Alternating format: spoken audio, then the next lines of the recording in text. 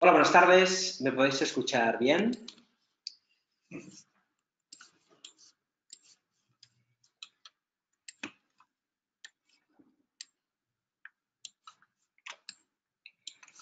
Hola, buenas tardes. ¿Me podéis escuchar bien?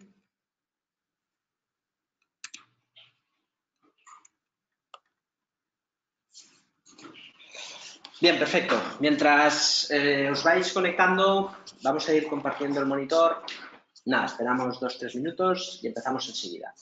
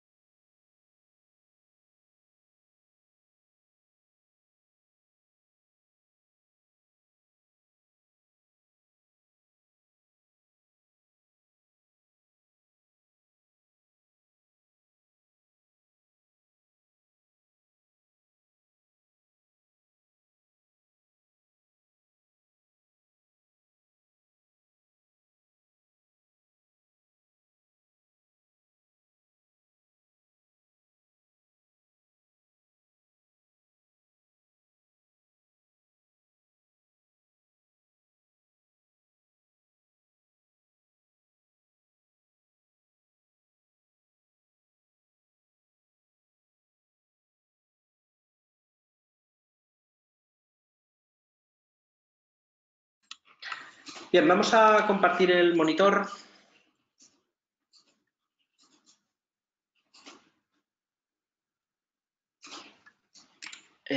Si podéis confirmar que podéis ver.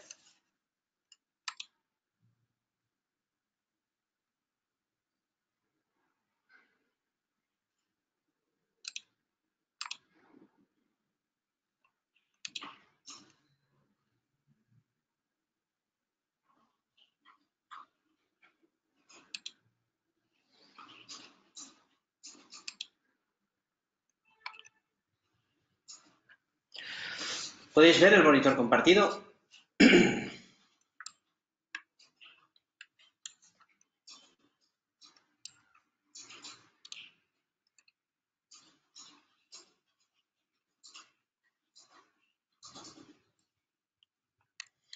Bien, perfecto. Pues vamos a empezar sin más dilación. Nada, como siempre, saludaros a todos. Feliz entrada de año. Como siempre decimos, feliz y próspero año. Y sobre todo próspero. A ver si es verdad.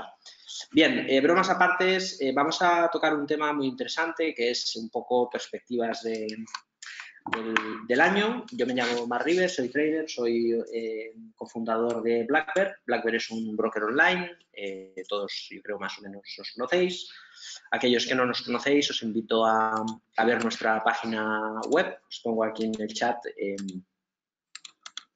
el enlace de la misma por si queréis ver un poco todo lo que hacemos. La verdad es que nuestra propuesta es muy clara, ofrecemos una plataforma que, como podéis ver en la web, bueno, aquí se explica todo un poco, con un eslogan bastante claro. Nosotros no somos market makers, tenemos básicamente una plataforma que nos permite total acceso al mercado, todos los productos y todos los mercados del mundo cotizados, con unas comisiones muy baratas y competitivas y lo mejor, un servicio de alto valor añadido en el cual pues, podemos ofrecer desde la parte formativa, ahí lo tenéis muy bien explicado en este apartado del menú. Básicamente lo que nos gusta hacer es enseñar una metodología operativa con la formación y luego pues la plataforma para hacer los análisis, un servicio de mesa, un servicio de análisis y luego pues la parte del routing de la plataforma que bueno, pues podéis tener disponible sin ningún coste y además un servicio de mesa institucional que ofrecemos a todos los suscriptores de la zona premium o a institucionales que quieran nuestro soporte, para que podáis tener una plataforma institucional al alcance de vuestra mano, ¿vale? Luego, la parte de formación, tenemos un programa que dura un año, con cursos de diferentes tipos, pero sobre todo hacemos el máster, en el cual pues, durante un año os enseñamos a operar de nuestra mano para que cuando termine el año pues, sepáis tomar vuestras decisiones y siempre tengamos una estrategia en común, ¿eh? Eso es lo que más nos gusta hacer y luego, evidentemente, pues bueno, hacemos los webinars durante la semana para seguir el mercado y algunos viernes pues nos gusta también hacerlos en abierto pues para que nos conozcáis aquellos que no lo hacéis, para que nos podáis escuchar aquellos que nos escucháis poco o para que los que nos escucháis siempre nos sigáis escuchando pues también los viernes. Bien, en fin, vamos a lo que nos interesa. Si os gusta un poco la propuesta que os explico, también he escrito un libro personalmente, ahí lo tenéis, Ignora la multitud, están todas las librerías o plataformas digitales en el cual pues, también explicamos un poco la base sobre la que se fundamenta nuestra metodología operativa, así que si os apetece, pues ahí lo tenéis. Bien, vamos a lo que nos interesa de verdad, que es la parte del webinar de hoy, que son perspectivas que no predicciones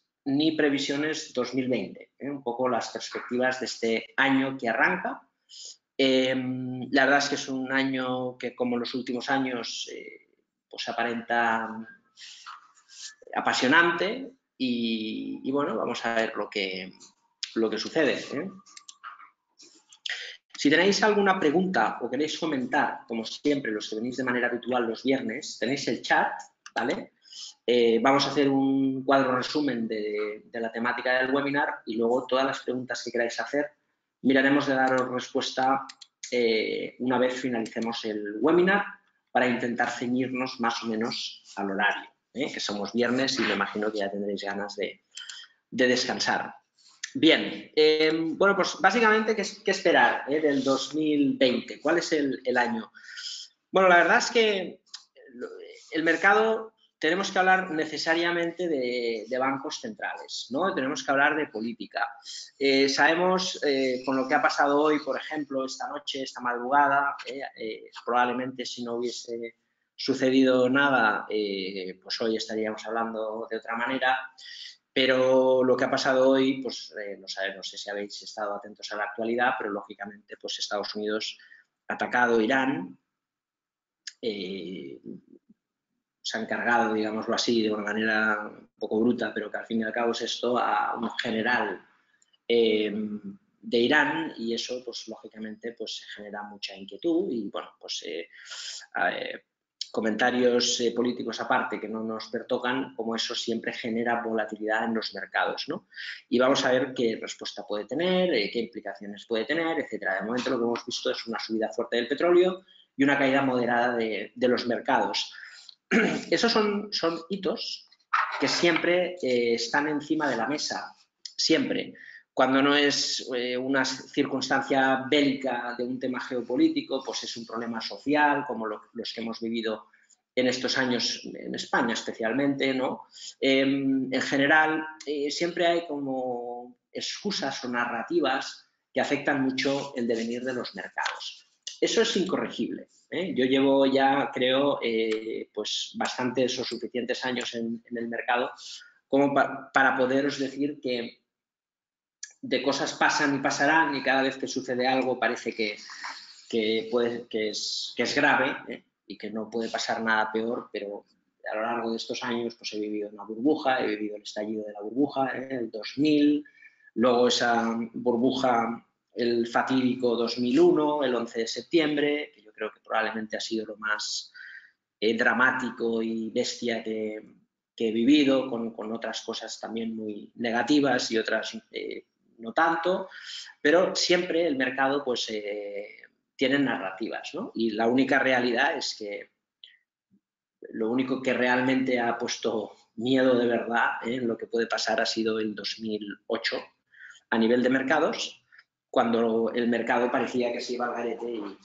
y ya habéis visto y hemos vivido todos todo lo que a posteriori pues, ha sucedido.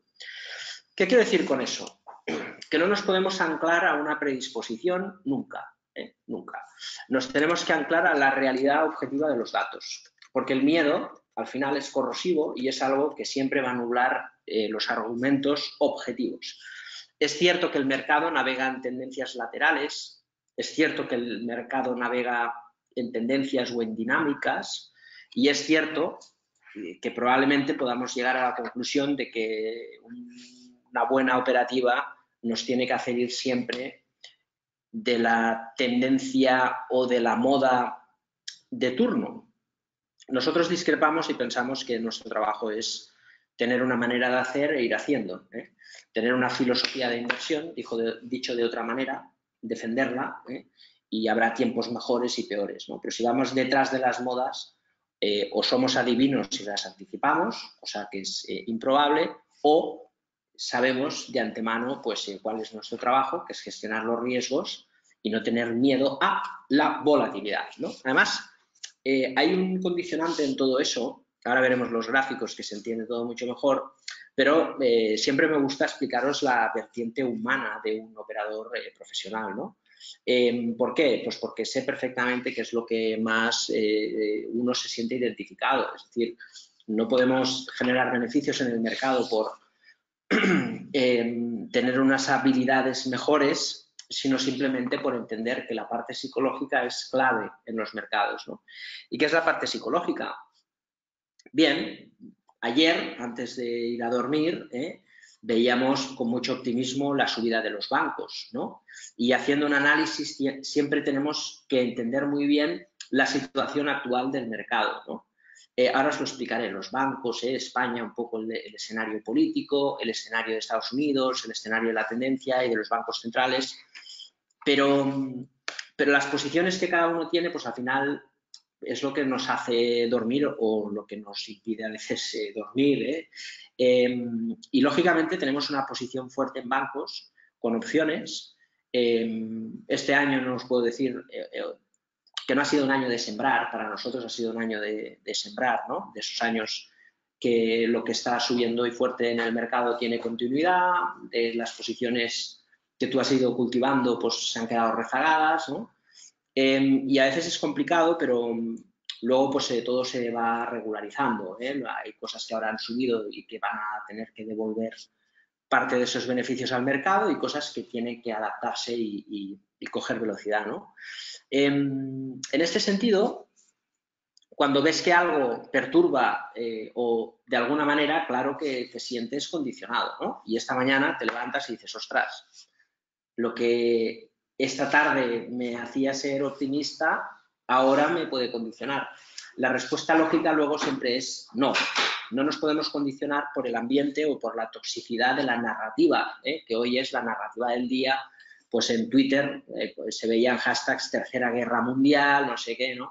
Entonces, las narrativas no suelen cambiar la tendencia, ¿vale? Solo la tendencia puede ser modificada si lo que hoy es una narrativa se convierte realmente en un problema duradero, ¿no? De respuestas, ataques, contraataques, y se genera realmente un problema, una noticia, algo de que a día de hoy es una suposición de un hecho a un hecho grave. Luego sí que la tendencia podía caer y cambiar, ¿no?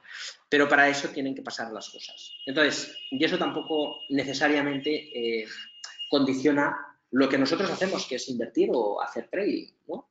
Cuando tomamos una decisión de inversión, siempre hay que mirar los argumentos que hay detrás de la inversión. Por ejemplo, Talgo o el ECNOR. ¿Cambia el escenario que hemos comentado por los bancos españoles esta situación geopolítica? No. ¿No? Una empresa que tiene contratos de 10 años, ¿vamos a venderla porque tenemos miedo de lo que pueda pasar? Bueno, uno decide qué quiero tener, si dinero o una inversión. Y la inversión pues tiene volatilidad porque la vemos cotizar, pero lo que nos interesa en Talgo son los contratos que se licitan el primer trimestre de Cercanía Renfe, y en el ECNOR lo que nos interesa es que sigan ganando contratos en la electrificación de varios proyectos y sobre todo cómo han contabilizado a nivel monetario pues, diferentes parques de generación de energía, de concesiones, que permiten pues, tener más ingresos y beneficios en una empresa que está regalada. Eso es lo que nos interesa, ¿no? Y cuando hacemos trading, lo que nos interesa es el presupuesto de riesgo, la tendencia y adaptarnos a lo que el mercado nos ofrezca, ¿no? Lejos de las narrativas. Bien, entonces, este año, independientemente, lo de hoy va a perdurar y va a existir porque estamos viviendo tiempos convulsos y podemos verlo desde el negativismo, desde el positivismo o desde la objetividad de los datos. En España hay puntos. Eso sí es opinable, probablemente tendréis otros puntos de vista. Nosotros nunca hacemos juicios de valoración económicos. Los que nos conocéis y nos seguís a menudo, pues sabéis perfectamente que nosotros nos consideramos liberales, anarcocapitalistas, seguidores de Rothbard. El anarcocapitalismo es una doctrina que básicamente lo que entiende es que el poder es coercitivo y que el Estado o las formas de poder tienen que existir en la mínima expresión y si es posible ni existir. Y creemos básicamente en la iniciativa privada, en el incentivo que tiene el ser humano de hacer cosas y que eso es lo que realmente funciona, ¿no? Entonces, en este sentido, nunca nos hemos posicionado en ninguna corriente política porque probablemente nuestra corriente política sería ser un virus tóxico en el sistema para desmantelarlo desde dentro. Pero sí que es cierto que tenemos elementos de juicio para poder valorar qué está pasando. Primer tema que tocamos, España. ¿Qué está pasando en España? Bien, esto lo podemos ver especialmente en el gráfico del IBEX 35 para dinamizar un poco visualmente el webinar y explicando principalmente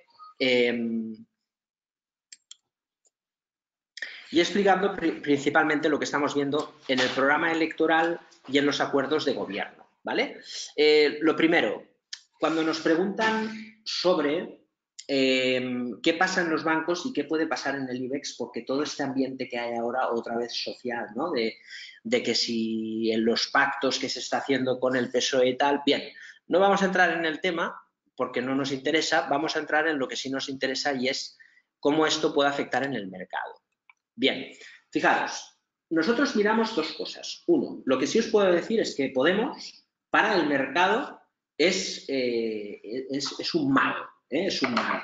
Lo hemos visto en Grecia con Syriza y lo hemos visto en Brasil con Bolsonaro. En Brasil, Bolsonaro, la bolsa le ha sentado muy bien que gane la extrema derecha. En Grecia hemos visto que el mercado le sienta muy mal que gane la extrema izquierda.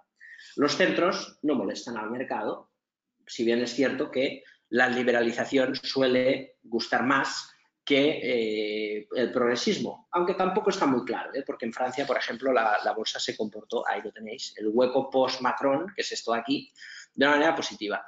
Yo creo que lo bueno es que leyendo analíticamente los pactos de gobierno entre PSOE y Podemos, pues básicamente lo que estamos viendo es, bueno, pues que se aleja la toma de decisiones en todo lo que es la parte de política económica con la vicepresidencia de Calviño y sobre todo que el impuesto a la banca, rian de rian, como se dice, es decir, nada de nada. Y eso, lógicamente, tiene, fijaros, tiene un impacto muy claro. Vamos a poner el BNP Paribas, banco francés, fijaros dónde está. Tenemos los máximos que tenemos aquí y fijaros, el gráfico nos va a decir muchas cosas visualmente, no necesitamos conocer la información, pero esta vuelta del mercado, este cambio de tendencia, se trunca en el momento que Mario Draghi y el mercado espera que el BCE aplique medidas de reducción, ¿vale?, de la penalización sobre la banca. Ahí lo tenemos.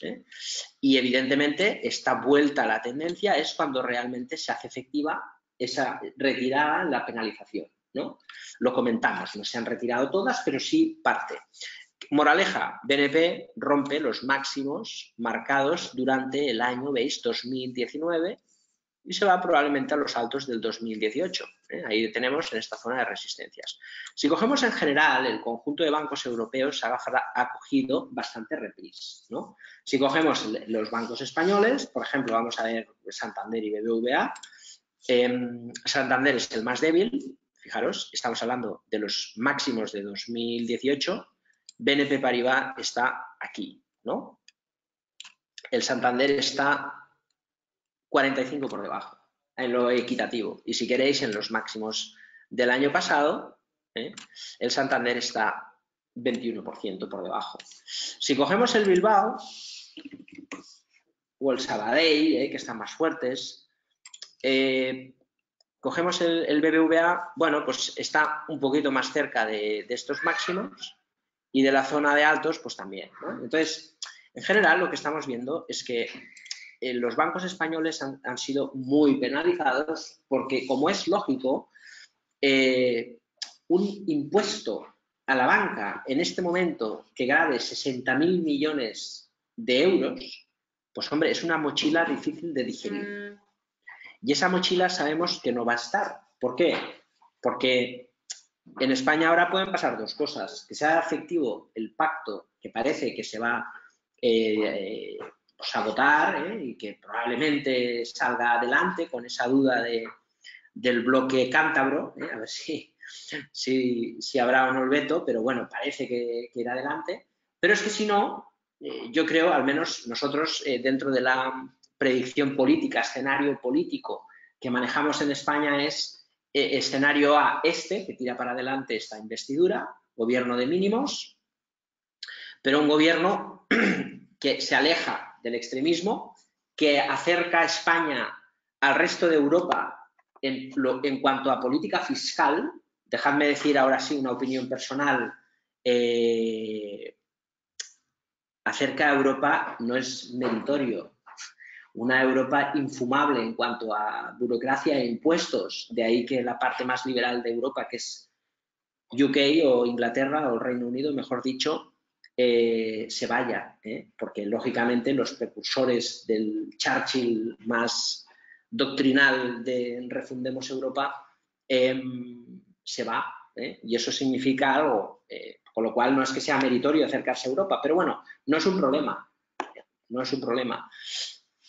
Y que sobre todo se mantiene el no al impuesto sobre la banca, que también creo que tiene cosas que suenan bien, pero lógicamente ahora no es el momento de ahogar los bancos, porque ya están suficientemente ahogados con las políticas monetarias y las penalizaciones. Por lo tanto, parece que se retira esa losa y queda un punto, el IRPH. Si finalmente se desestima esa cláusula, que yo creo que es lo lógico, porque una cosa es la cláusula suelo injusta, pero el IRPH es un índice referenciado que todos tenemos acceso, con lo cual es un poco absurdo que exista una carga sobre la banca, porque al fin y al cabo es un precio que uno sabe que existe y lo puede seguir. Si no hay sentencia en contra, la banca tiene pisto para, como mínimo, ir al rebufo de la banca europea. Las narrativas sobre el fin de los bancos, si sirven para el Bilbao y sirven para el Santander, digo yo que servirían para el BNP Paribas, ¿no? Esa revolución de la banca que se está hablando, de la fintech y todo el tema, serviría para BNP Paribas, pero sobre todo serviría para el banco más tradicional, probablemente junto a Edmond Rothschild, que es JP Morgan o HSBC. Y como podéis ver, JP Morgan está en máximos históricos. Con lo cual, creo que hay recorrido para la banca. Sí que es cierto que el escenario de tipos de interés no es el mismo, pero ya me entendéis, ¿no? Con lo cual, muy atentos al sector bancario. La subida del lunes de los bancos no es casualidad, se debe precisamente a esos acuerdos de gobierno. La exposición que nosotros tenemos razonablemente es pensar que podemos volver a los máximos del 2017, que implica una cotización de una vez el valor contable, y técnicamente es cierto que el Santander sigue en esta formación base de suelo, pero el resto de bancos tirando. Santander, nivel clave, el 4, si rompe este nivel consolida la tendencia, y el BBVA y Sabadell pues ya están en tierra de nadie, es decir, lo más complicado pues muchas veces es romper la resistencia. Se ha hecho, está en esta fase de consolidación, objetivo volver a la zona de máximos del año pasado, primer nivel, y viendo lo que ha hecho BNP Paribas, pues es probable de que veamos fundir esta resistencia sin mucho problema. ¿Por qué? Porque lo hemos visto en el conjunto de los bancos europeos. El Sabadell, tercero en discordia, de los bancos que más seguimos, pues lo tenemos también en una situación pues, mejor. En este caso, como podéis comprobar, los máximos del 2019 aquí han sido alcanzados. Fijaros, narrativas, el banco desastre el año pasado por el problema TSB, ahora es el mejor. Y bueno, y con recorrido pues para alcanzar estas metas que pensamos que sería justo alcanzar viendo lo que están haciendo el resto de bancos. Con lo cual, los bancos ahora lideran el mercado español y habida cuenta del peso que tiene la banca en el IBEX 35, para una operativa en trading pues más a corto plazo y demás, como os hemos venido comentando en las últimas semanas, la fase del IBEX es de ruptura. Nosotros seguimos el índice normal, no seguimos el índice total return, pero el IBEX 35 está en una dinámica en que no se antoja prácticamente resistencia. Si seguís el total return, está un 10% de la zona de máximos. Hemos visto Europa que se ha fundido también la resistencia en la zona de máximos, pero está en una zona que lo más difícil ya se ha hecho, que es romper la zona de resistencia con un objetivo que es buscar la zona de 10.250 puntos y recuperar este nivel, pues es abrir la puerta que el mercado recupere los máximos de 2017. Paso a paso, siempre hay que ir, pero está claro que lo más difícil, que es frenar la caída y girar, ya está hecho. Bien, por el lado positivo, por lo tanto, vemos un IBEX que durante todo el año pasado nos ha fastidiado a los que hemos comprado valor porque ha estado girando, y no solamente un IBEX 35, sino que el conjunto de posiciones que podamos controlar o tener, pues por algunos motivos u otros no ha terminado de dar lo que esperábamos, ¿no? Pero sí que es cierto que se generan muchas oportunidades. Nosotros creemos que hay que estar convencido en la valoración que tienen muchas compañías, pero compañías buenas de verdad, ¿no? Por ejemplo, el Egnor. El Egnor es una empresa que tiene mucha categoría, tiene mucho nivel, la hemos analizado internamente muchas veces, no os voy a hacer ahora un análisis fundamental, pero sí que a modo de resumen, si cogemos un gráfico de muy largo plazo, es un valor que se ha movido de una manera muy lateral, es una compañía que ha crecido un montón. El Egnor nos ofrece, lo que más nos gusta del Egnor y de Talgo, que a día de hoy son las dos principales apuestas de la casa, junto con el sector banco, que es una apuesta más, hombre, no me gusta llamarla táctica, pero sí que es de medio plazo, no es de largo. En cambio, el Egnor y Talgo estamos, bueno, pues hasta que tengamos que estar, pero no nos importa estar invertidos. El Egnor básicamente, aunque es un valor que tiene relativamente poca volatilidad, porque ahora mismo pues de sus mínimos está un 40%, es un valor que nos gusta mucho básicamente porque está posicionado en un tema que nos encanta, que es un tema de futuro, ¿no? Si pudiésemos escoger cuáles son los temas de inversión que queremos estar, en muchos tenemos dudas, pero no tenemos dudas de que el sector de energías renovables, el sector del ferrocarril, el sector de tratamiento de residuos, aguas, son temas que nos gustan, ¿vale? Hay otros temas que nos gustaría entrar y están muy caros, son inaccesibles. Pero en el sector ferrocarril, sabéis que hemos entrado en Talgo, que es fabricación de trenes. Toda la liberalización del ferrocarril implica la construcción y grandes pedidos y licitaciones en trenes, pero sobre todo el tema climático, del medio ambiente, del cambio climático es súper importante. Podemos entrar en los chicharros de turno o podemos entrar en empresas que se van a ver muy beneficiadas por eso. Nosotros creemos que el cambio que estamos viviendo en los trenes, en el ferrocarril, es un cambio brutal, ¿vale? Va a cambiar la vida de muchas personas. Sabéis que este año podremos ir a Madrid por un precio de entre 10 y 60 euros Barcelona-Madrid. Muy barato. Pero es que el próximo año no solamente podremos escoger entre dos circuitos, o sea, habrá dos viajes, ¿no? Ida y vuelta, sino que serán 5 en Renfe, pero además tendremos Trenitalia, además tendremos SNCC, que es el operador francés, y quizás Talgo, quizás en marzo puede incorporarse en algunos circuitos. Bien, el caso es que esa competencia que va a desplomar el precio de los viajes puede ser un gran riesgo para los aviones, pero para el medio ambiente es muy importante porque los trenes electrificados pues son medioambientalmente mucho más sostenibles que los aviones. Y las personas al final buscamos comodidad y esa movilidad que podemos tener pues en un espacio como España o como por ejemplo Europa es muy importante, ¿no? Porque los tiempos entre aeropuertos y demás, todo lo que es media distancia o no muy larga distancia, todo lo que no es intercontinental, pues el tren es muy cómodo.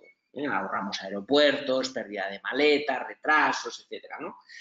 Y la verdad es que el precio es la barrera de entrada que ya ha terminado, lo podemos decir así, desde el próximo mes de abril, que ya podemos viajar con los trenes low cost, pero que el próximo año, con más competencia, más trenes y más trayectos, vamos a poder viajar mucho en España y Europa a un precio muy reducido, ¿no? Eso es una revolución que exige electrificación de las vías, el ECNOR, fabricación de trenes, Talgo. Pero además el medio ambiente obliga o hace que los estados tengan que gastar y tengan que renovar el parque de trenes porque los trenes son muy antiguos y van a hacer trenes que sean más sostenibles. Y ahí están los fabricadores de trenes, CAF, Talgo, Stadler, Alstom, Bombardier, Siemens. Los trenes más modernos, casualmente, la empresa más pequeña de Europa de trenes son Talgo y CAF, las empresas españolas, y Stadler, una empresa que también está ganando muchos contratos. Pero sin lugar a dudas, fijaros, en Alemania, que es casa de Siemens, gana Talgo, ahora en Dinamarca se está licitando un tren, es un pedido que va a salir ya a la luz en nada, igual que en Portugal. En Portugal es cercanías y está Talgo, creo, y CAF, y Stadler, los tres, y en Dinamarca solo queda Talgo y Siemens. Entonces, Talgo ha ganado en Alemania, en casa de Siemens, veremos si gana también en Dinamarca hasta el caer, y luego cercanías España, ¿no? Con lo cual tenemos temáticas de mucho presente, porque es ahora, pero no sabemos, no podemos imaginar el futuro porque depende de los contratos que caigan. Y Talgo está abriendo una fábrica en Inglaterra, en Escocia, exactamente, perdón, para poder ampliar y fabricar más trenes.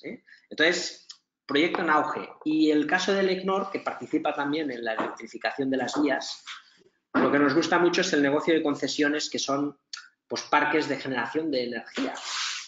Y es un activo de un valor enorme, que el valor del negocio de concesiones vale más que la propia capitalización de la empresa, y el negocio de ingeniería pues vale más o menos lo que cotiza la empresa o más. Eso le da un potencial de revalorización del 100% con un riesgo muy reducido porque es una empresa que no tiene deuda. La deuda que tiene el ECNOR es deuda sin recurso, que está sujetada con los flujos de caja de los parques de generación de electricidad.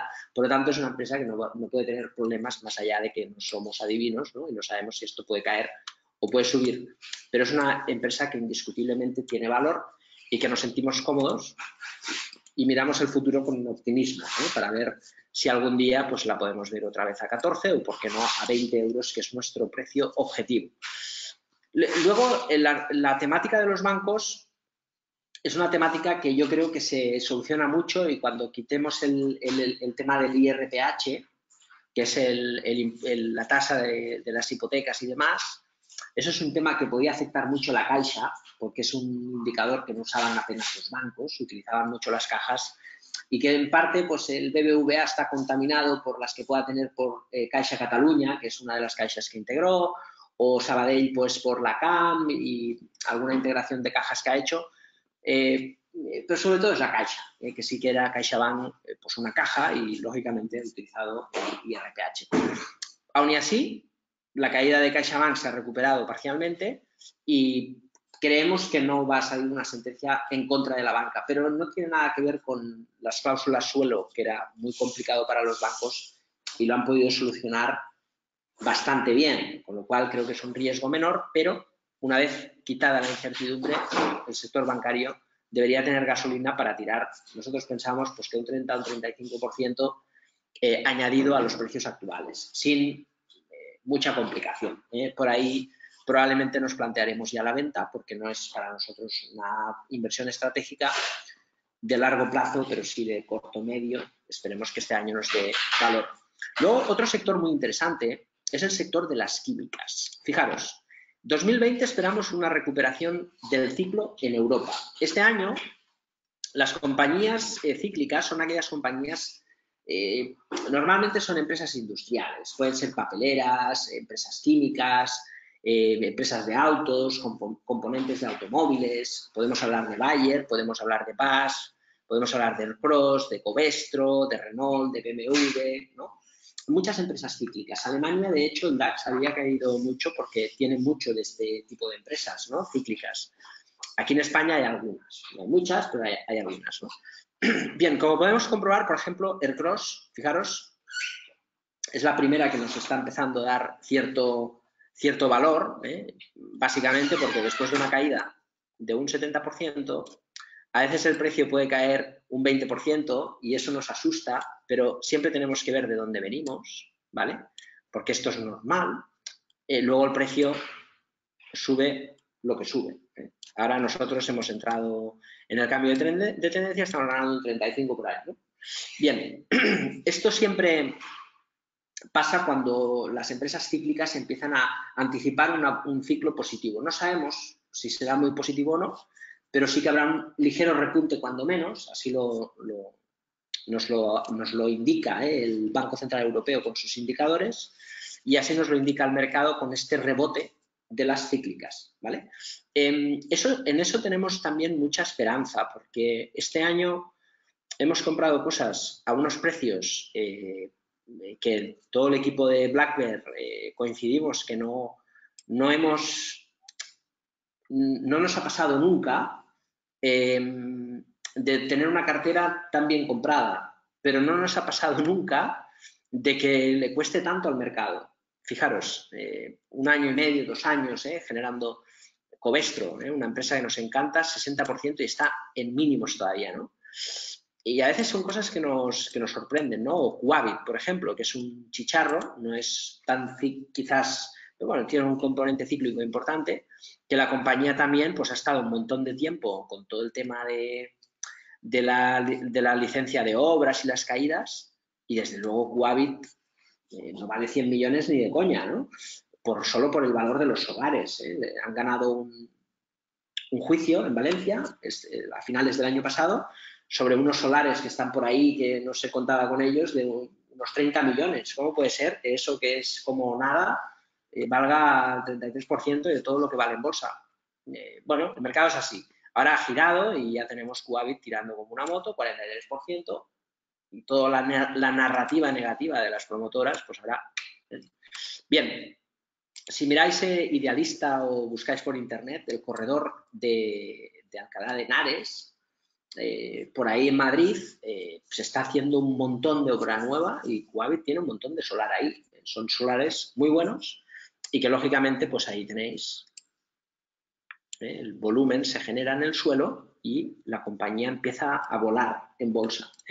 Por lo tanto, es cierto que a veces la volatilidad es difícil de entender, difícil de soportar, y luego cuando el precio empieza a tirar, pues muchas veces uno solo piensa en recuperar. Y hay que tener paciencia, ¿vale? Porque cuando entiendes bien allá donde inviertes, pues lógicamente puedes tomar decisiones de mantenerte cuando algo está barato, pero sobre todo cuando está subiendo. No hemos invertido para recuperar, hemos invertido para ir comprando en las caídas y aprovecharnos de la subida pues para ganar dinero lo antes posible, ¿no? Y pasa en la gran mayor parte de valores, pero sobre todo cíclicas. En el entorno sí que es cierto político que se plantea español, mucho cuidado con lo que son las inmobiliarias, que no las promotoras. ¿Por qué?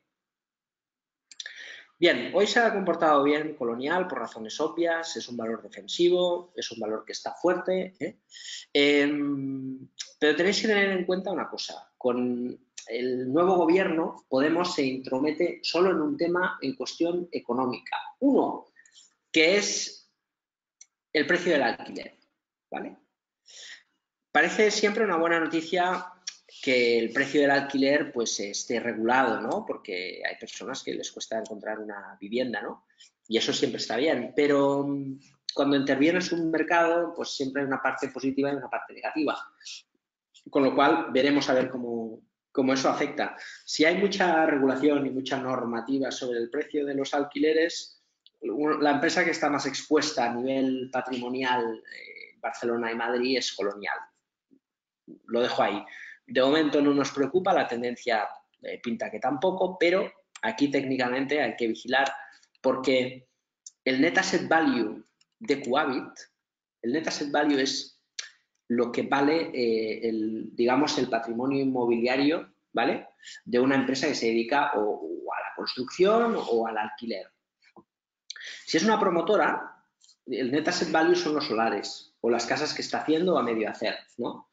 No la proyección de hacer las viviendas. Una vez tienes el producto acabado, pues lógicamente vale más, ¿no? Tú conviertes suelo en casa hecha.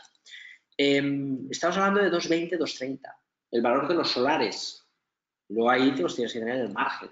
Si construyen las 7.000 y pico viviendas, nosotros siempre hemos pensado que un escenario alcista top puede ser los 5, 5,5, con un riesgo limitado porque con las deudas y demás, pues 2,20, y siempre puede haber un riesgo de que haya una crisis, no se venda nada, haya un colapso de los bancos, no den hipotecas, etcétera, ¿no? Pero oye, nos ponemos negativos, todo tiene un riesgo en la vida, incluso no hacer nada.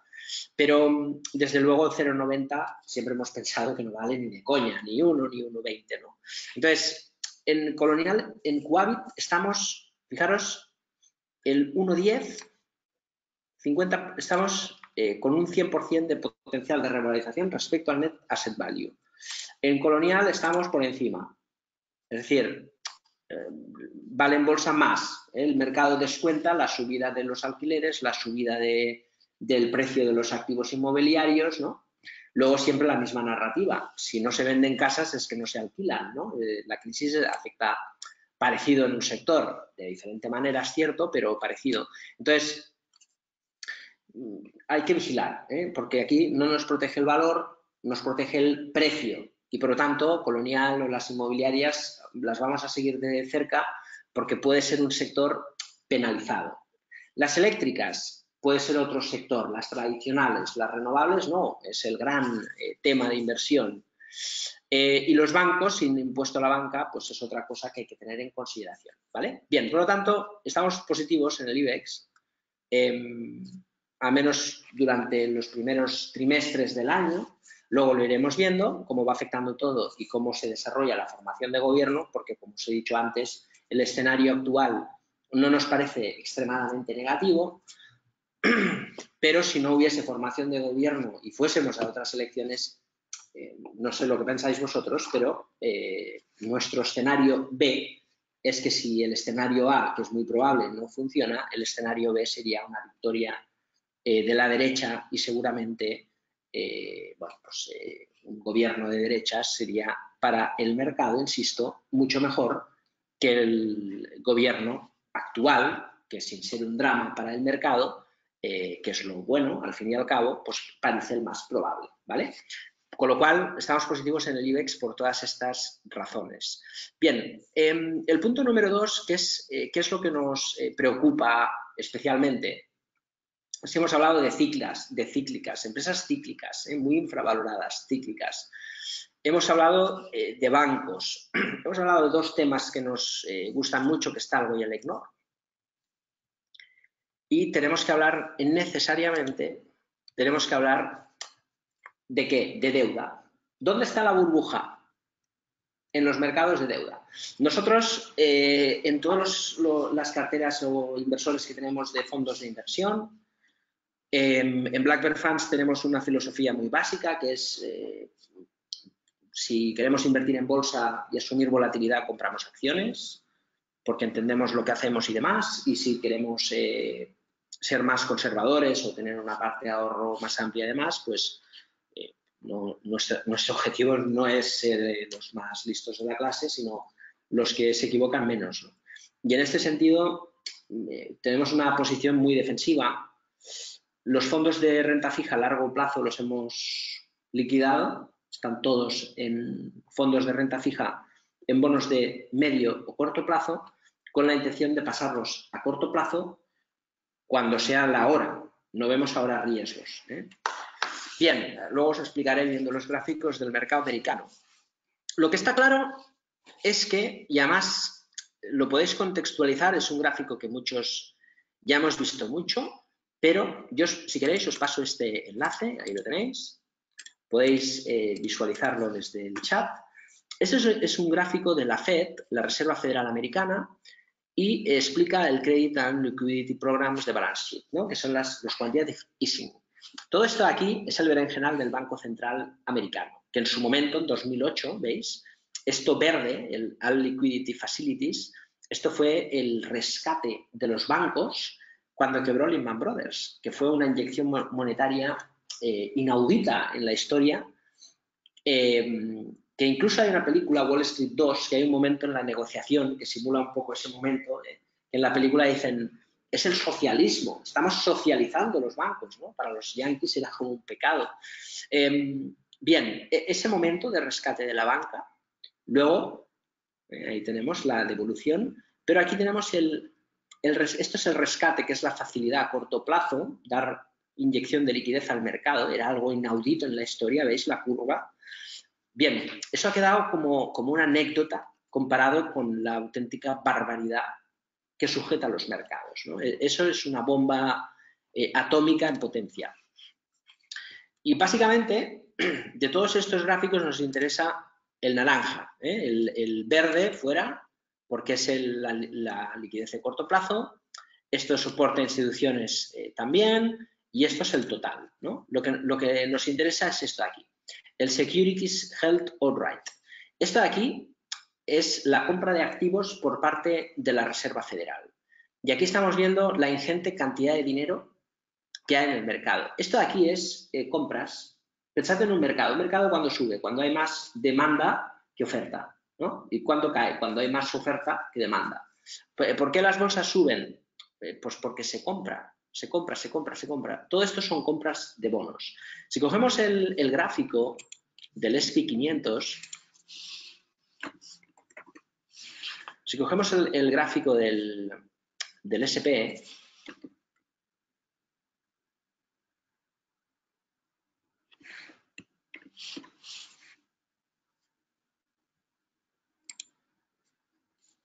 fijaros, aquí se aprecia bastante bien, esto es 2009, es el primer quantitative easing, ¿vale? Aquí lo tenéis, primer QE, aquí se acaba el programa de compras del quantitative easing 1 y viene el QE2. ¿Cuánto llega al QE2? Fijaros, primer quantitative easing, mercado lateral aquí, quantitative easing 2, ¡pum!, más gasolina, subida de bolsas. El mercado le costaba, en esta época, fijaros, cabeza a hombro, cambio de tendencia, le costó, es que ahora como un entorno pesimista.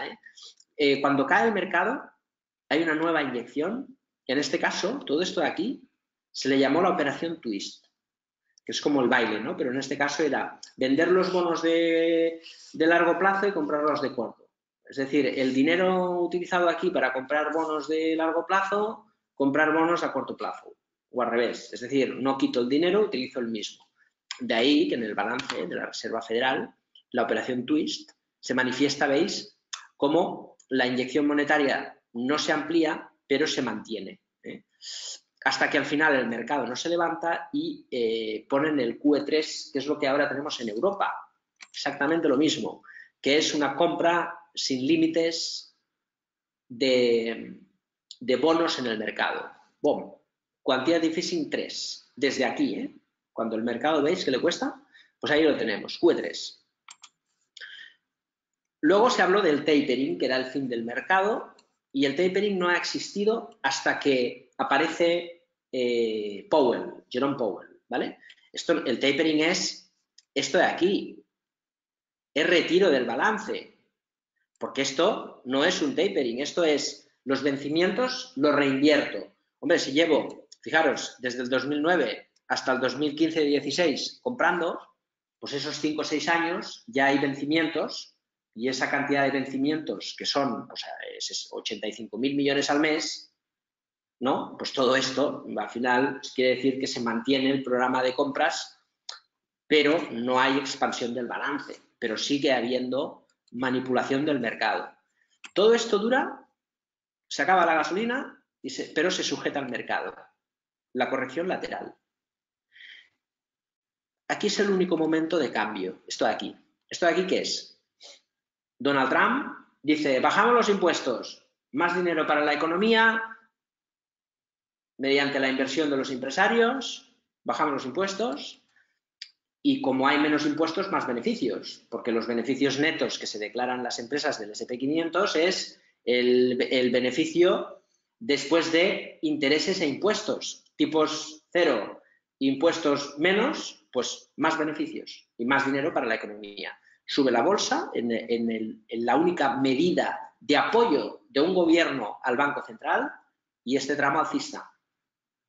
Se acaba el impacto porque es limitado de gano más porque pago menos impuestos, esto es un ejercicio 2, y el crecimiento, y luego volvemos a un mercado lateral y esta fuerte caída del mercado, que aquí es un gráfico lineal y parece que sea muy superior, pero fijaros,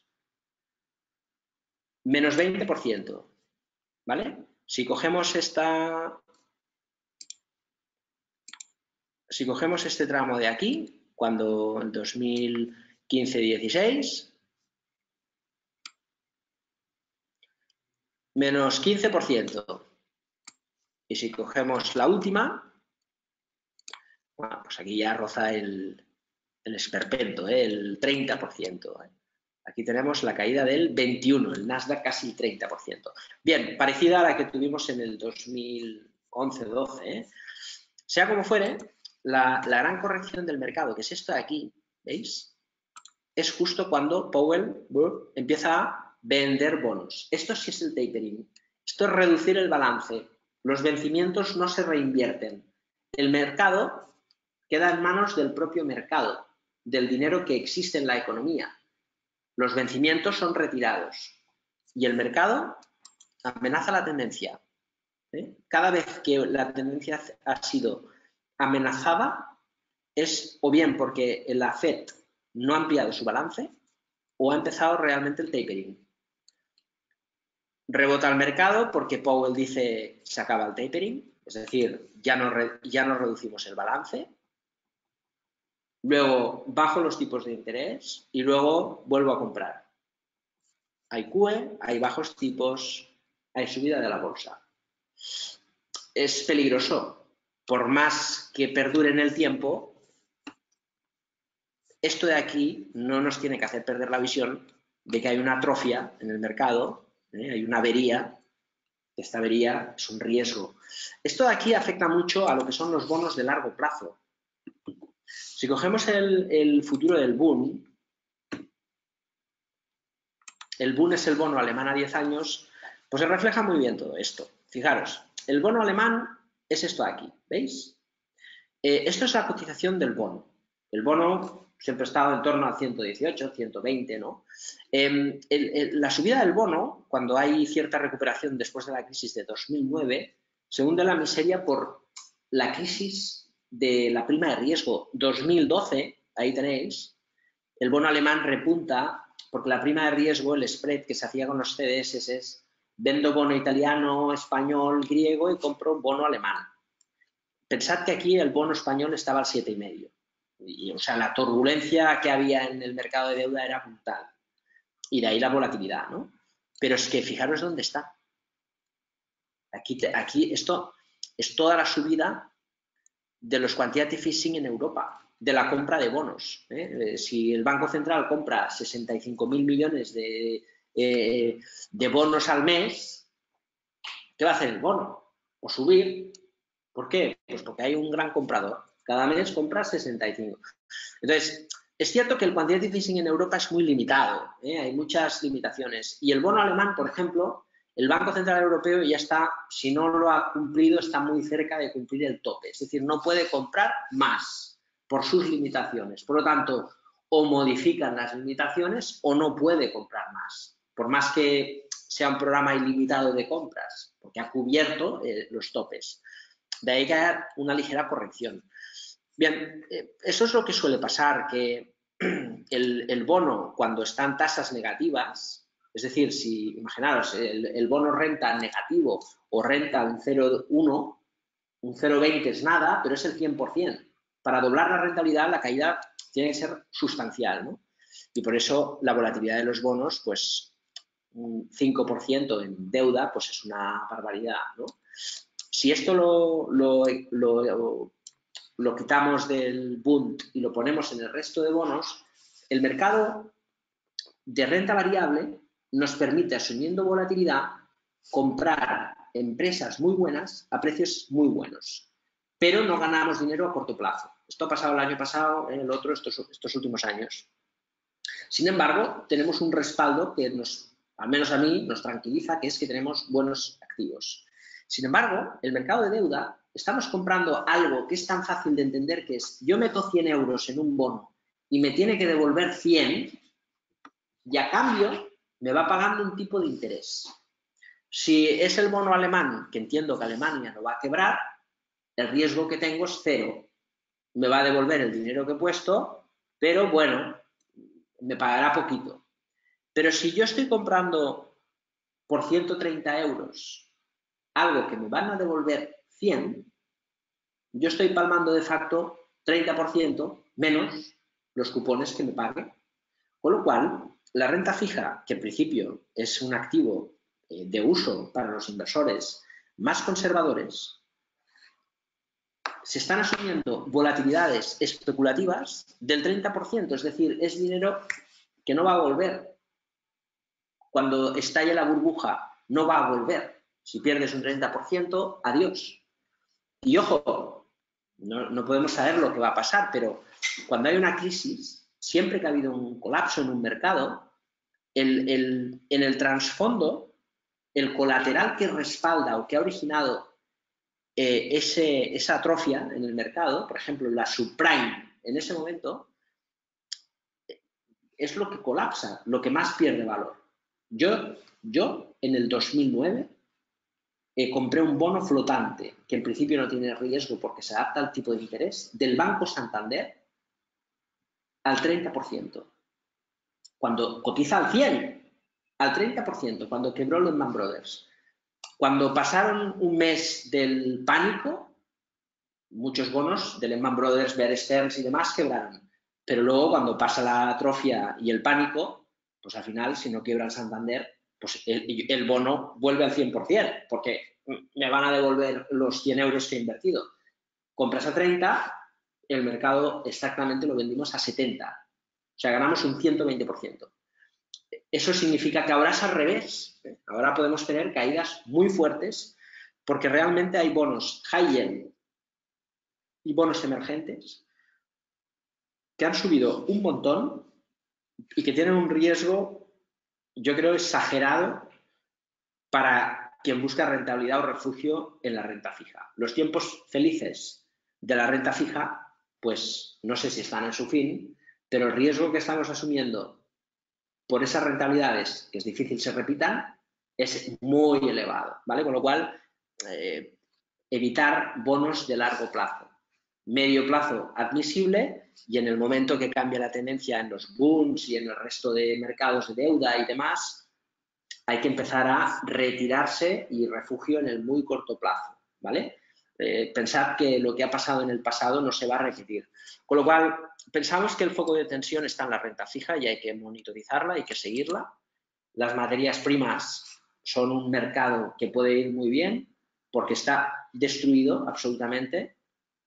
El mercado de metales, el mercado de cobre, el mercado de materias primas, las compañías cíclicas, todo esto lleva muchos años de retraso. No hay que cambiar drásticamente a lo bruto, pero sí que creo que es muy interesante gradualmente hacerlo.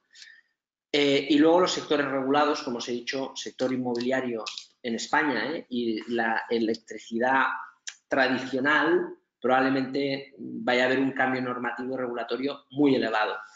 Ya finalmente, para no alargarme en exceso, del tiempo, básicamente hay momentos en los que el mercado entra en una dinámica. Ahora mismo el mercado americano está en una fase de tendencia pura y dura, y cuando está en fase de tendencia, la tendencia se va a agotar, ¿vale? ¿Cuándo? Bueno, la tendencia a corto plazo, medio plazo, ¿no? El swing. Este movimiento secundario se va a agotar y luego tendremos pues, un tiempo de corrección pues, triangular, corrección en zigzag, pauta plana, como sea, pero un rango lateral. El movimiento que da es muy rápido. Estaría bien descansar un poquito, para que el mercado poco a poco pues, nos dé un año que no sea todo el resultado del año en 2 o 3 meses y luego mucho lateral, ¿no? Vamos a ver lo que pasa ahora con el tema de Irán, Estados Unidos y demás, pero el mercado americano está, en cuanto al precio alcista, está en una fase de tendencia que se está empezando a escarpar. Si esto se va un 20 o un 30% arriba, el peligro que va a tener es enorme. Si esto sube un 10% más, bueno, pues seguiremos en esta tendencia alcista. Fijaros que la otra vez que rompe un proceso largo lateral, el mercado tira bastante, ¿no? Con lo cual, lo más difícil lo hemos vivido el año pasado. Los índices europeos están en una fase pues también que han roto sus tendencias laterales, están ahora mismo consolidando este nivel. Si cogemos el total return, el gráfico muestra más bien esto, que el mercado está en subida libre. En definitiva, las bolsas están alcistas, estamos viviendo una fase en Europa de consolidación, estamos viviendo una fase de tendencia clara en Estados Unidos. Tenemos riesgos en lo que viene siendo el riesgo durante los últimos años, que es la renta fija a largo plazo. No se da por tiempo, ha habido y hay mucho, no seamos avariciosos.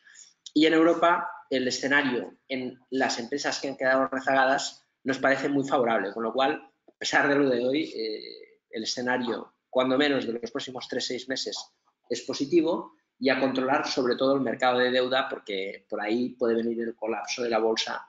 Si el mercado de deuda está tranquilo, pues probablemente las bolsas lo estén, al menos a corto y medio plazo, ¿vale? Bien, creo que hemos condensado mucha información en este tiempo. Vamos a ver las preguntas.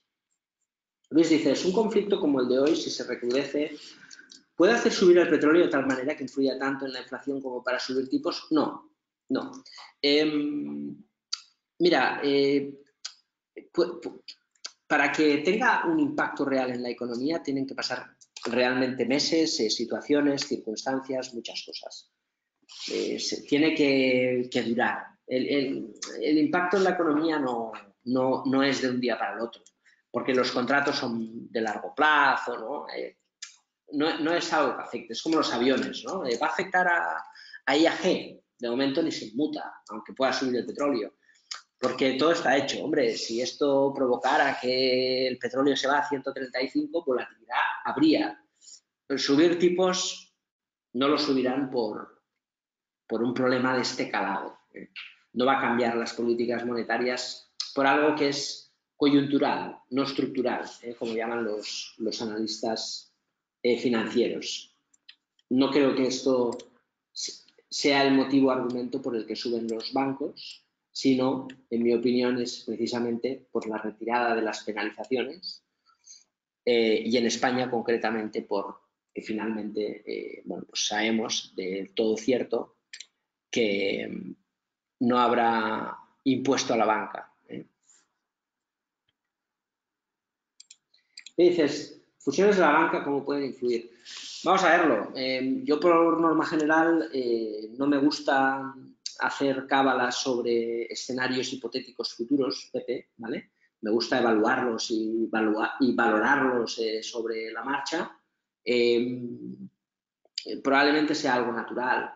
Luego las condiciones y las situaciones pues pueden ser muy diferentes. Hemos vivido un proceso de fusiones que más que fusiones ha sido absorciones, es decir, la banca se ha quedado pollos, para decirlo de una manera clara. Ahora no creo que sea el escenario. Ahora el escenario serían fusiones positivas para mejorar la eficiencia de las entidades, ¿no? habrá que verlo, pero yo creo que lo negativo está todo descontado en los precios. Estás comprando bancos a 0,5 veces, 0,4 veces valor contable. Yo no he comprado el Santander nunca tan barato. Y es cierto que hay muchas narrativas y nosotros tenemos un banco, entre comillas, ¿no? Porque no deja de ser una ESI, una parte del negocio financiero, del sector, vaya. Y, hombre, somos conscientes de que los bancos tienen un reto enorme, que es la transformación, porque nosotros podemos ofrecer una propuesta de valor que los bancos no pueden competir. Yo puedo ir a la gestora del Sabadell y le ofrezco un servicio de intermediación que el Sabadell no puede descartar este negocio. Legalmente está obligado a tener diferentes plataformas. No puede operar con el broker del Sabadell, que era el gran chollo de la bancarización, ¿no? De yo tengo la gestora, yo tengo el broker y yo tengo el banco. El cliente paga la comisión del banco, la comisión del broker. El cliente invierte en el fondo que vende el banco, que gestiona la gestora, que la gestora opera con el broker. Y el mejor cliente del broker es la gestora, ¿no? Y ese conflicto de interés, pues es la explicación de por qué los fondos de inversión de gestión activa pues, no funcionan. Y esto es así, ¿no? Entonces, ese cambio normativo afecta mucho a la banca, que se tiene que transformar y lo está haciendo. Están vendiendo todos sus sectores. Se focalizan, pues uno banca personal, otro banca empresa, ¿no? Y se va transformando el sector y eso está bien porque permite que empresas específicas se centren en algo y los servicios pues mejoran, ¿no?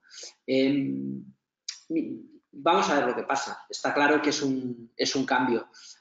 Las televisiones es el ejemplo que tienes que mirar, Pepe. Cuando hubo las fusiones de las teles privadas, el mercado luego subió mucho. Pero como esa competencia y esa transformación en la manera que tenemos de consumir contenidos audiovisuales, pues realmente se ha impuesto. Es decir, yo no creo que Telecinco o que la televisión digital terrestre es el futuro, ¿no? No se va a ver la tele, se va a ver online, por el móvil, por las aplicaciones, ¿no? Como estamos haciendo cada vez más y sobre todo la gente joven. Y lo mismo pasa en los bancos. O sea, hacer cola en la banca pues es algo que se ha acabado, ¿no?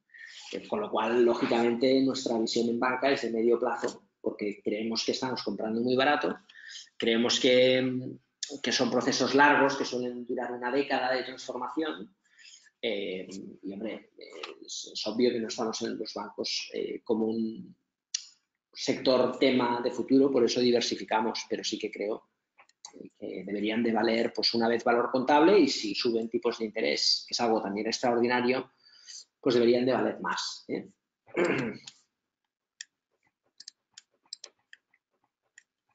Bien, los trenes no nos fumigan, como si hacen los aviones.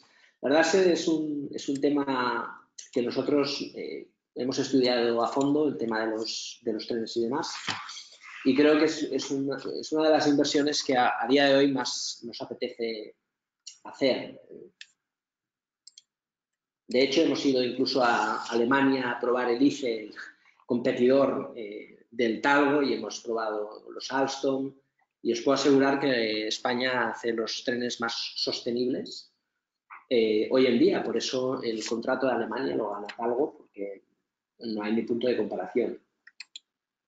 Aunque a veces son muy criticados, pero claro, se critica el Talgo de hace 40 años. El problema no es el Talgo, es la renovación del parque de trenes, que sí que este año se va a invertir mucho dinero en hacerlo y tener trenes pues, que no se avenien tanto, habida cuenta que sean nuevos. Sería un buen momento para entrar en renta fija viendo que están en negativo los últimos 2 meses. Habría que ver, Juli, en cada caso, ver un poco, ¿no? Es cierto de que si te pierdes a veces un tiempo de mercado, pues pierdes todo, ¿no? El mercado te puede subir un 30% y luego vuelve y dices, oye, hubiese podido salir más tarde. El miedo no es positivo. Tú lo que me estás transmitiendo es aprovechar, ¿no?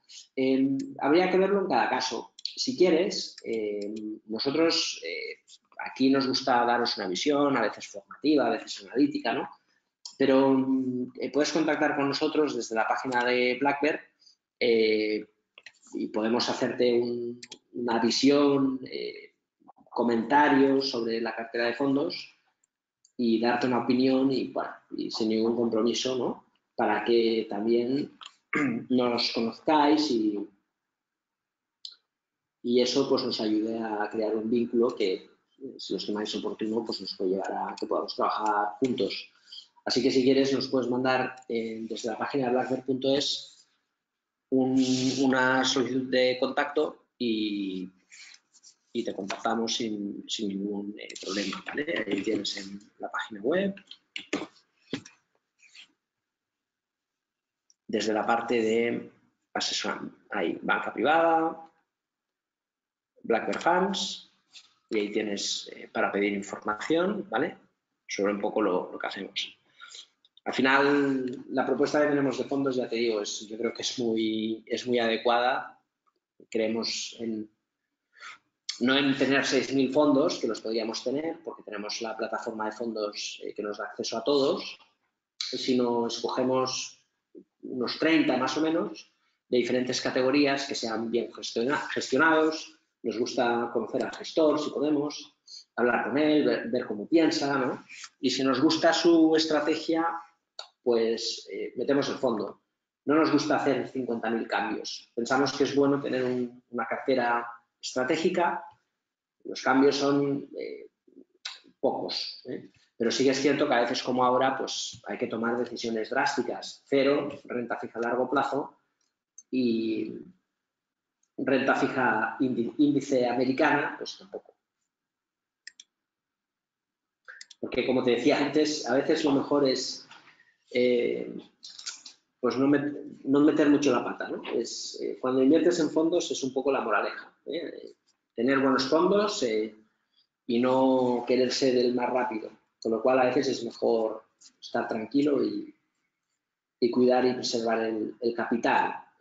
Para invertir en bolsa podemos comprar directamente acciones.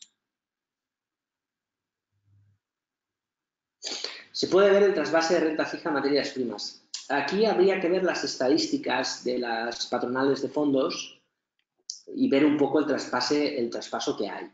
Es difícil, pero lo hay. Yo, por ejemplo, a veces cojo fondos.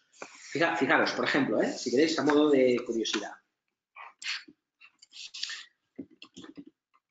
Yo a veces me gusta, en Morningstar, es un indicador un poco chorra, pero que lo solemos mirar ahora, desde los últimos años, porque es muy curioso. Fijaros, al final el mercado es eso, un mercado, y afecta mucho la oferta y la demanda, ¿no? Vosotros sabéis que Bestinver ha sido como una especie de mito, y si cogemos, por ejemplo, el Cobas, ¿vale?, internacional, es un fondo de un gestor top español que precisamente ha hecho su trayectoria, su historia y su carrera en base a invertir en bolsa española. Su fondo internacional nunca ha sido súper extraordinario en resultados, ha estado bien gestionado y tal, pero él se ha hecho famoso con, sobre todo, bolsa española, ¿no? 451 millones en el Cobas internacional, ¿no? Si cogemos el Selección, que es un fondo también, invierte en todo, pero fijaros, 765 millones, ¿vale? 400, 700 e internacional. Si cogemos el español, el Cobas Iberia, que es el fondo español, fijaros, se entiende muy bien el por qué no sube el IBEX. ¿Cómo va a subir? 50 millones. El otro día, por ejemplo, decían, el Santander entra en el ECNOR con el 3% de la empresa. 22 millones de euros. Y dices, ostras, si Cobas tiene el 10% de su fondo y gestiona unos 2.000 millones, piensas 2.000 millones, 10%, 22 millones, si tiene el 9% en el fondo ibérico,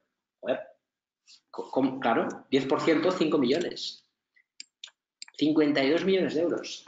El otro, que es su ex socio, que es Azvalor, conocéis, además hemos hecho webinars porque de los dos pensamos que que es el mejor a día de hoy. Bueno, su fondo es el mejor, porque esto de... Si cogemos el Azvalor Iberia, pasa exactamente igual, pero pasa en todos. Esto es una...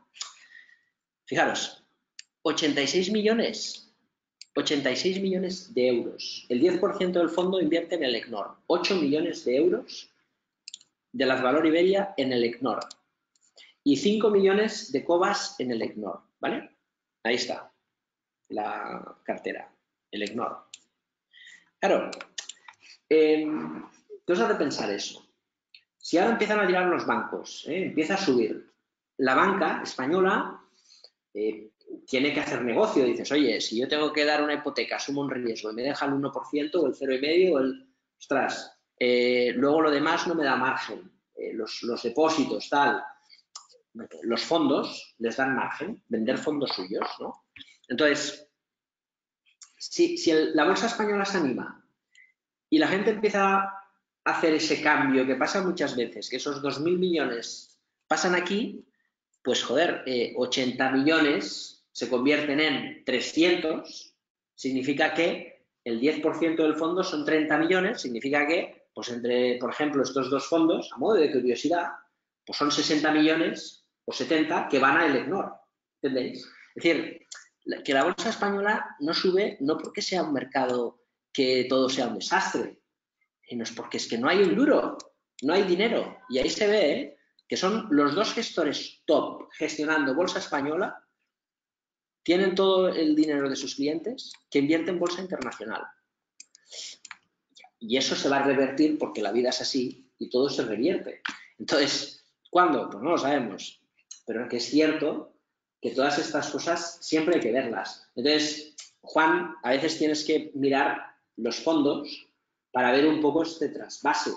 Porque lo que no sabemos es cuándo va a pasar, pero si empieza a tirar el mercado español, que está muy rezagado, y tiran los bancos y empieza a entrar dinero y se suaviza el escenario político y el fondo de Noruega entra y tal, luego detrás irán los fondos de los bancos y luego detrás iremos todos. Y eso significa que esto no será de 80, será de 200. Y si ves aquí algún día 200, vas a ver que el IBEX ha subido un 20%. Y eso es un poco, ¿no? Entonces, los fondos de materias primas pues están igual, pues están absolutamente que nadie invierte. La gente compra ETFs del Nasdaq, que están por las nubes, o de renta fija a largo plazo, ¿no? Porque lógicamente nadie invierte en un fondo de 2 estrellas, o una. Invertiremos en este fondo cuando tenga 5 y cuando esté caro. Eso es un poco lo que suele pasar. No nos anticipamos, vamos detrás de, ¿no? Metales, ¿cuáles consideras más interesante? El oro. El oro, sin lugar a dudas. La plata, a mí personalmente me gusta, es un activo que me gusta mucho, pero es muy volátil. La plata es un activo que tienes que tener mucha disciplina y experiencia en la operativa, ¿vale? Porque puedes ganar mucho y perder. A mí me recuerda siempre al VIX. Dos de los activos más potentes que pueden existir, y el cobre, pero muy peligrosos. El oro, en cambio, es parecido, pero más tranquilo, es más dominable, ¿no? Y claro, ahora está en tendencia, el oro está en tendencia y hay que aprovecharlo. Nosotros estamos invertidos en oro a través de mineras, como bien sabéis, y hemos hecho algunos trades. Ahora lo comentamos el otro día, la ruptura, pero no entramos. Pero está fuerte, se ha acelerado por el tema este de Irán. Lo que es bueno para el oro es bueno para la plata. O sea que están alcistas y en tendencia. Ambos nos pueden servir. Además, el cobre, como es un futuro, el contango, es más peligroso. Yo creo que en metales, oro y plata, nos pueden ayudar. Dices, Roberto nos pregunta, ¿qué piensas de Telefónica? Si estás comprado, ¿desharías toda la posición? A ver, nosotros hemos invertido en Telefónica hace un tiempo, hemos invertido con opciones y demás, sufrimos no sé cuándo, ahora no me acuerdo, bastante volatilidad, al final pudimos deshacer la posición, yo creo que ganando algo. En acciones me parece que nos saltó el stop, yo creo recordar por aquí, cuando el valor estaba subiendo, saltó el stop. Básicamente porque no es... A ver, es un valor que está barato. Es raro lo que está pasando, pero ya ves, ¿no? El entorno de mercado no entra dinero. Y Telefónica es un valor que si entra dinero en España va a subir, porque no es una empresa... A ver, a 6 euros me parece una empresa barata. No tiene ningún sentido que el Cellnex esté donde esté y Telefónica esté donde esté. Porque si hacemos la inversa, que es valoramos Cellnex por las torres y aplicamos las torres a Telefónica, pues nos sale un valor de torres que pagas la deuda y te quedas el negocio de telecomunicaciones gratis. No tiene ningún sentido, una vez más. Pero el mercado es así. Entonces, deshacer toda la posición en mínimos, ¿por qué? ¿No? La puedes deshacer si tienes un 10% de tu cartera y hay un problema encima de la mesa. Cuando es así volatilidad, pues habría que analizarlo bien, ¿no? Porque a veces dices, no, voy a comprar algo que va a subir más. Y cambias y luego te sube Telefónica. No le sea un valor que se asuman riesgos exagerados, pero es un valor que técnicamente está muy débil, ¿no? Con lo cual, pues no sé, si buscas algo a medio y largo plazo, pues no me daría pereza tenerlo en cartera, sinceramente. En su momento entramos en estas cuotas, creo recordar, y nuestra intención siempre ha sido la misma. Nosotros, la valoración que tenemos de Telefónica es de 13 euros por acción. Y todo lo que ha hecho este tiempo es reducir deuda y ganar en eficiencia, ¿no? Y bueno, sí, se han vendido muchas divisiones que permiten continuar con ese proceso de eficiencia, pero, bueno, veremos, a ver qué pasa. No creo que sea un valor de extremado riesgo a día de hoy. Sí, una empresa en transformación, empresa de futuro tampoco, pero bueno, tiene activos de sobras, ¿no? Y si afloran los activos y demás, pues es una empresa que en algún momento pues debería de volver a los 10, 10 y medio. ¿Cuándo? Pues lo de siempre, cuando el mercado mejore y se reactive. Como puedes comprobar, pues a 6 euros el potencial, pues hombre, es importante y el riesgo que asumes, pues es moderado, ¿eh? Porque sí que tiene mucha deuda, pero los activos que tiene valen mucho más que la deuda. Entonces, yo no lo vendería así de manera drástica. De todos modos, Roberto, si quieres, igual que decía a tu compañero anteriormente, nos podéis mandar un correo y os damos la opinión sin ningún compromiso y además nos gusta hacerlo, o sea que tienes total disponibilidad para contrastar qué peso tiene en la cartera, qué posición, a qué precio la has comprado, cuánto hace que la tienes, si tienes minusvalías o no, qué quieres comprar y en base a eso pues tomar una decisión más certera, ¿vale? Bien, pues poco más. Si no tenéis más preguntas, lo dejamos aquí. Nos hemos extendido un poquito del horario, pero bueno, veo que seguís prácticamente todos, lo cual significa que más o menos os habrá interesado. Así que gracias y como siempre es un placer compartir este tiempo con vosotros. Los que nos conocéis y nos seguís, gracias por estar siempre ahí. Y los que no nos conocéis o no nos seguís, nos podéis dar una oportunidad a ello a través de la web, blackbird.es. Y seguro que os gustará la propuesta que tenemos para inversión y cualquiera de las cosas que hacemos estaremos encantados de explicaros, ¿vale? Así que nada, feliz fin de semana a todos, un saludo, buen año, sobre todo como decimos los bolseros, y próspero, y hasta la próxima.